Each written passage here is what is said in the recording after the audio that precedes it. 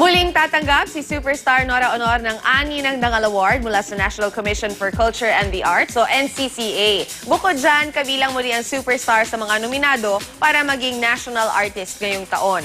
Kasabay nito, hindi na iwasan ni Ate Guy na maglabas ng saloobin kaugnay sa negatibong pahayag ni pambansang kamao Manny Pacquiao sa same-sex marriage. Bilang isang public figure, hindi na raw dapat naglalabas ng kanyang personal na opinyon si Manny. Say pa ni Ate Guy, mas masama raw ang pagiging sugarol at babaero. At bilang counterpunch sa mga sinabi ni Pacman na masahol pa sa hayop, napalitan niya rin siya ng hayop na mula sa kanyang pinagbidahang pelikula.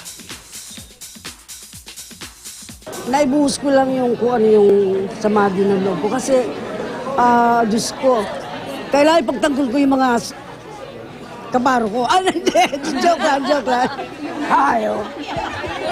Hayop. Hayop talaga.